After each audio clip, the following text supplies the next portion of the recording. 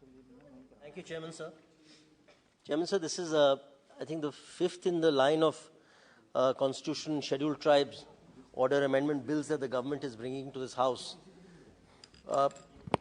Needless to say, we welcome the government's move to include more and more of the our scheduled tribe brothers and sisters who have been on the margins of society for hundreds and thousands of years and who deserve all the support that the state can give them, that we collectively as a polity can give them. There is no question about that. So there is no question of any section of this House grudging the good luck that the tribals in Karnataka, Himachal Pradesh, Tamil Nadu, Chhattisgarh, etc.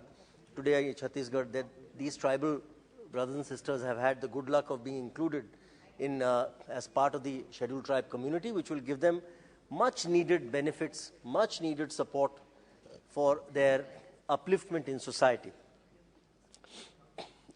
While obviously we support this initiative of the government, I have, as all my colleagues have from various states, a few suggestions, a few requests to the government that please do not neglect Odisha in the context of inclusion of the scheduled tribes from Odisha.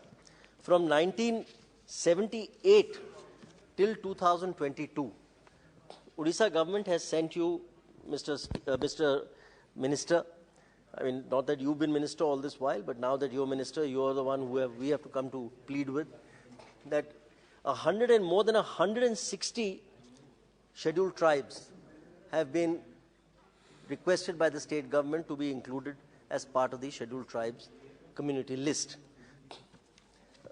May I say this, that the last time Odisha had some relief on this regard was when, I think our colleague Joel Oramji is here. He was minister way back in 2001, 2002, when of course the BJD and the BJP were partners in government. So I think when Naveen Patnaik ji then requested Joel ji, who was our minister from our state, he very kindly decided to post-haste push through some of the scheduled tribes. We are grateful to Mr. Oram for that. But now that we are no longer partners in government in Odisha, I think I do recognize the fact that Prime Minister Modi has always looked at Odisha with a benevolent eye. Any constructive suggestions from the Chief Minister have always been met with favour. Many of our distinguished ministers are here. Mr. Hardeep Singh Puri is here, for instance, and I must take the opportunity of thanking him in person for many of the initiatives that have come from Odisha government, which he has very kindly, post-haste, absolutely pushed through in his ministry. The Chief Minister, Mr. Speaker, has given a couple of suggestions which I think merit consideration. The methodology and the modality of inclusion of scheduled tribes is, I think, an outdated modality today. Kindly see, you are still following the Lokur Committee recommendations of 1965, which are almost half a century old. Now, what does the Lokur Committee say? The Lokur Committee, way back in the 60s, had mentioned that communities to be included as scheduled tribes must have A, primitive traits, 2, distinctive culture, 3, geographical isolation, 4, shyness of contact with the community at large, and 5, socio-economic backwardness. Now, these are, in today's time, in 2022, outdated notions. Today, our scheduled tribe boys and girls are at par with anybody or from any caste, from any region in the country. They're outshining themselves. And the minister here is an outstanding example of that. That you all have now come forward and taken your place in society in a very, very large measure. Big thanks to your hard work, your initiative, your brilliance in terms of your mind, your bodily energy, which is next to none in the world. So therefore, today to go by these categorizations, I think is an outdated notion.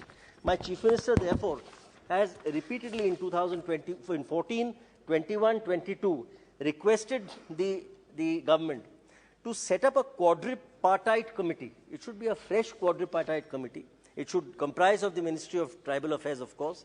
It should be the Registrar General of India, the Anthropological Society of Survey of India, the Government of Odisha, Apart from that, you can also include other ethnologists, anthropologists, representatives of various state governments which have a very large tribal base, and ensure that a more broad-based approach is taken rather than these narrow prisms for inclusion as scheduled tribes. I think our scheduled tribes, brothers and sisters, require today a much more holistic and a much more broad-based approach in terms of their recognition. If you go by these narrow definitions of who can be a scheduled tribe, then I think many of them, in fact, some of the established scheduled tribes today who are part of the order will probably be disentitled because none of them will have these characteristics. So this is not fair that new scheduled tribes are not being included only because they are being kept out on these very narrow prisms. So I would request you to kindly heed what Naveen Babu has said, to set up a new quadripartite committee,